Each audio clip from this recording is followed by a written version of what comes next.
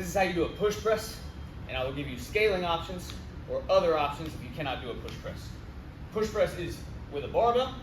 You make sure that the hands are even on each side, measuring out from the knurling. I usually go maybe end of the thumb or first thumb knuckle right at the end of this knurling, the rough part of the bar. But a key for the push press is that you be able to let the bar rest on the shoulders in this front rack position. And if you cannot let the bar rest on the shoulders here, I'll give you other options for this. But it's key to the meaning of the movement to be able to let the bar rest on the shoulders here. If you're holding in the hands, you'll never really be able to produce really good force off of this, and mechanics may not be really great either. This movement is for powerful, explosive movements, trying to go from 0 to 100 as fast as you can, producing as much force as you can, as quickly as you can. So, letting the bar rest on the shoulders here, pushing the elbows up high, right here. Like I said, you should be able to rest here on these shoulders without holding in the hands. Here, stay upright through the movement.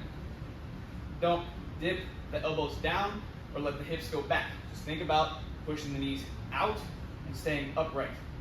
We dip, we drive up tall and shrug up a little bit, and finish by driving through to straight arms.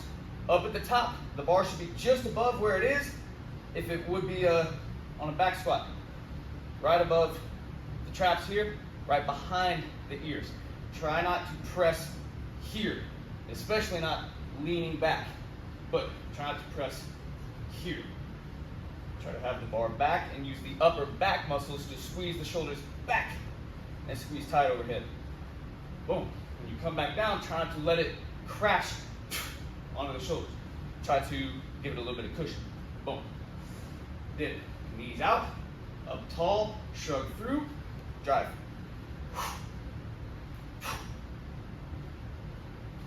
Make sure you get full extension with the legs. Boom. All the way up tall and push through. Now, if you do not have the front rack mobility to let the bar rest on the shoulders, I'm going to show you a few other options. The first one, you are not likely to have this at your gym, and that's okay. But if you have it, it is a great tool, not just for push presses, but also for any overhead movement if your front rack mobility is limited. It is a Viking press attachment that you can put onto the end of a landmine. And I have another attachment down there that the bar is sitting in. You don't really need that. You can just put the other end of the bar into like the corner of a rack or somewhere stationary. But what this attachment does, it allows you to lean into the bar, and you should lean into the bar. It shouldn't be straight up here and then pressing away. You should lean into the bar, and it doesn't require that same front rack mobility. Try to be on the balls of the feet, not the heels here. Stay on the balls of the feet. Same thing, dip down, boom, drive through. Same thing, everything straight line at the top, not pressing away from you here. Dip, drive, boom. Now, if you don't have that, we're gonna go to dumbbells. And everything kind of stays the same as what I was saying with the barbell, just with dumbbells. And front rack mobility should no longer be an issue. Dumbbells, touching the shoulders at the bottom, straight, knees out, staying straight, driving through, pressing. Boom. Boom. Again, the meaning of the movement is to produce as much force as quickly, as powerfully as you can. So always keep this in mind when doing any of these push press variations. That's how to do a push press.